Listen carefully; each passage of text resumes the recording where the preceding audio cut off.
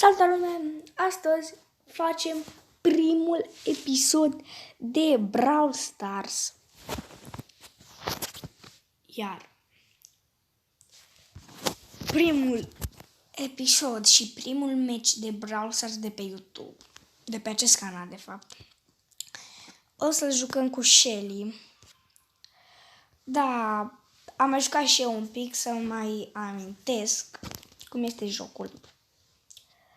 Acum de vreo un an, doi am mai jucat, știu că postam înainte, dar acele videoclipuri le-am șters. Și da, haideți să dăm un match. Da, dacă nu sunteți abonați, nu uitați să vă abonați pe clopoțel ca să primiți notificări când postez.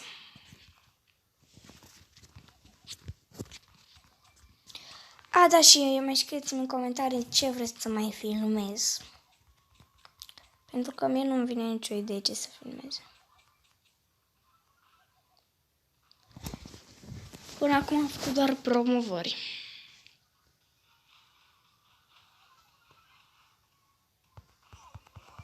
Ok, ne băgăm pe această roză. Ok, am bătut-o, nu mă așteptam.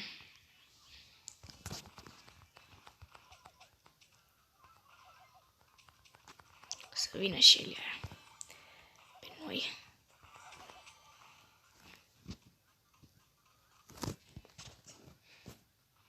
Da.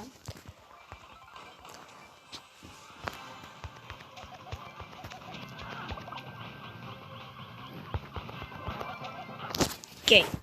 Primul match de pe acest canal l-am câștigat. Super tare. Da. O să mai dau un match și o să încheiem videoclipul pentru că nu vreau să-l fac foarte lung.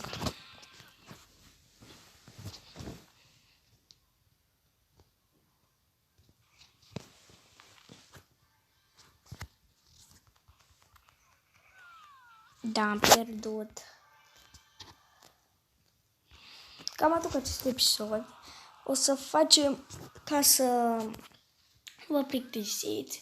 O să deschidem Brawl Box-urile. Haideți, deci sper să ne pice ceva din Brawl Box-uri. Prima dată o să luăm acest Brawl Ball și primul Brawl Box. Ok. 3 gemuri. Ok. Sper tare. Avem și 500 de coins. Nimic până acum. Ok. 18 coins. Nita. Și colț. Colt, bine, da, Ana. Ok. Mica nu pică. Ok, a picat Barley. Nu e așa bun, dar măcar ne-a picat un nou brawler.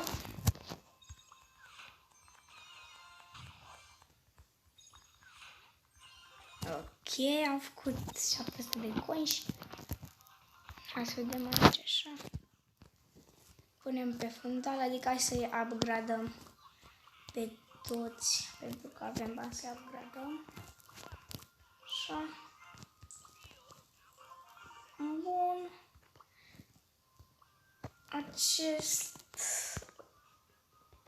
Așa. Acest PowerPoint o să-i punem pe Shelly. Și aici luăm pe Bulache. Așa. Să upgradăm aici. Bun. Și cam tot acest episod, eu am fost Alex, noi ne revedem data viitoare.